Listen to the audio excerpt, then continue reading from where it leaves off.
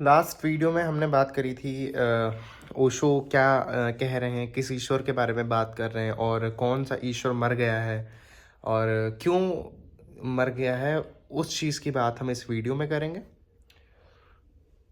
मैं particular series लेके नहीं चल रहा हूँ, बट मैंने सोचा है कि मैं चेंजमेंट उस चीज़ में थोड़ा ला रहा हूँ कि ऐसे नहीं चलेंगे कि हम पूरी पूरी बुक रिव्यू करें, लेकिन जो मेन पार्ट है बुक का उसको हम लेके चलते हैं। तो कल हमने पढ़ा पढ़ा था कि किस ईश्वर के विषय में ओशो कह रहे हैं कि वो मर गया है। और एक कहानी है जिसका मुझे नहीं लगता वो इतनी सार्थक है इस चीज़ के लिए, लेकिन इतनी सार्थक वो नहीं है। लेकिन ये जो शुरू से पहले वाला जो प्रवेश से पूर्व है, इसमें एक दो बातें समझ लेनी ज़रूरी है कि ओशो क्यों कह रहे हैं कि वो ईश्वर मर चुका है और हमें पता कैसे चल रहा है कि ईश्वर मर गया है। क्योंकि ओशो ने शुरू में कहा कि कोई कब्र नहीं मिल रही है, कुछ नहीं मिल रहा है, ईश्वर मर गया है। और कैसे पता चल रहा है कि ईश्वर मर गया है? काफ़ी roast, I would say not roast but expose मैं कहूँगा करा है पंडितों को कि मेन उन्होंने कहा कि धर्म का पतन, ये जो मैंने लास्ट में भी मेंशन करी थी लास्ट वीडियो में, कि जो धर्म का पतन था वो तब से ही चालू हो गया था जब से ये पंडित पुरोहित और ये जितने भी मुल्ला वगैरह हैं जो बनते हैं कि मेरा कनेक्शन है उनसे और मैं कुछ मंत्र करूँ बोलूँगा, उससे आपकी बात में पहुँचा दूँगा। असल में there could be a good reason of any मंत्र। अगर हम समझें, कई मंत्र ऐसे हैं जो बहुत सार्थक हैं। जैसे एक उपनिषद का मंत्र है, ब्रह्मविद ब्रह्मैव भवति, जो मुझे मेरे दिल के सबसे करीब जो वाक्यों में से है, उपनिषद वाक्यों में से, वो एक है कि ब्रह्मविद ब्रह्मैव भवति, ब्रह्म को जानने वाला ही ब्रह्म हो जाता है। ये शायद इससे पहले भी मैंने मेंशन करा था। तो समझते हैं कि ओशो क्यों कह रहे हो, कैसे पता चल रहा है कि जो है ईश्वर मर चुका है। उन्होंने पहले बताया कि आदमी इतना फेथ में आ गया है, इतना विश्वास में आ गया है कि उसको लगता है कि जो ईश्वर है उसका हमारे निजी जीवन से कोई मतलब नहीं है। हम सफ़र कर रहे हैं, हम दुख झेल रहे हैं, हमारे जीवन में एक एब्सर्डिटी है, एक एक अजीब पना है, एक कुछ बहुत अजीब सा है जिसको मैं एक्सप्लेन नहीं कर सकता हूँ, लेकिन कुछ है नहीं, खोखलापन जिसको कहते हैं जीवन में। तो एक तरफ हम पूज भी रहे हैं मंदिरों में जाके, एक तरफ हम अपनी प्रार्थनाएं भी कर रहे हैं। क्या कारण है? क्योंकि असली फिर यहाँ पे कंपैरिजन आता है।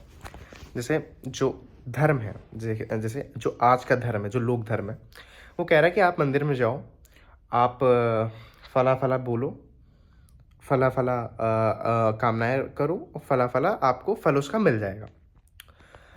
असली धर्म तो कह रहा है कि कामनाएं तो आपको पतन की तरफ ले जाएंगी, कामनाएं आपको आपके अहंकार को और विस्तृत करेंगी। कॉन्फ्लिक्ट है, पूरा पूरा पूरा पूरा कॉन्फ्लिक्ट है इस चीज़ में, लेकिन लोग समझते नहीं हैं। लोगों को लगता है कि ये जो धर्म है ये जो है कुछ उपाय हैं, ये करेंगे, उपाय उपाय करा करते हैं कि इसका ये उपाय है कि ये मंत्र कर लो, इसका ये उपाय है ये कर लो। पहले वजह तो ढूंढो क्या है। जिस क्षण आपने वजह ढूंढा उस क्षण ईश्वर मर गया। जिस क्षण आपने अपने दुख को जान लिया, जिस क्षण आपने अपनी परेशानियों के प्रति अपना बोध भाव रख दिया, उस समय ही उस ईश्वर का जो मंदिर मस्जिद में बैठा है, उस समय ही उसकी डेथ हो गई, उस समय ही वो मर गया। और फिर एक नया प्रकाश आता है, एक नया हिरण्यगर्भ आता है जो प्रकाशमय है, जो आपके जीवन को एक ऊर्जा देता है। ऐसे हमको मिस्टिसिज्म वाली बात नहीं कर रहा हूँ, लेकिन जब एक जीवन में बोध आता है तो जिसको कहते हैं बोध, जैसे बोध हुआ मुझे, जैसे अहम ब्रह्मास्मि, एक बोध की बात है। ये कोई उसकी बात नहीं कि मुझे अनुभव हो रहा है, ये बोध हो गया है, ये बोध है। तो जिस क्षण आप ये समझें कि जो मैं कर रहा हूँ, जो भी कुछ कर रहा हूँ, इसके मैं निष्काम नहीं हो पा रहा हूँ, मैं जो भी कुछ कर रहा हूँ मैं अंधे कर्म कर रहा हूँ। जैसे आचार्य जी की उसमें एक आता है, जिसमें गीता का वो उसमें कर रहे थे, मतलब कविता में गीता के श्लोकों को उन्होंने बोला था। कहा था कि निष्काम नहीं, निस्वार्थ नहीं, अंधे कर्मों में रमता मन, और करी गुलामी देह की, व्यर्थ हुआ सारा जीवन। एक और है कि मुझे वो प्रॉपर नहीं याद है, ये गीता है, ये भगवत गीता से मैं रेफरेंस ले रहा हूँ। निष्काम हूँ, यज्ञ करे वो पाप मुक्त हो जाता है। और अ, काम करके, मतलब ऐसे करके कुछ है कि अगर काम, मतलब एक आप लेके चल रहे हो कि आपको उससे कुछ चाहिए, इन द सेंस निष्काम नहीं हो आप, तो वो नाश को ही पाता है। मतलब निष्काम हो, यज्ञ करे, वो पाप मुक्त हो जाता है। और काम हेतु यज्ञ, काम हेतु कर्म करे वो पाप को ही पाता है, शायद कुछ ऐसा ही है।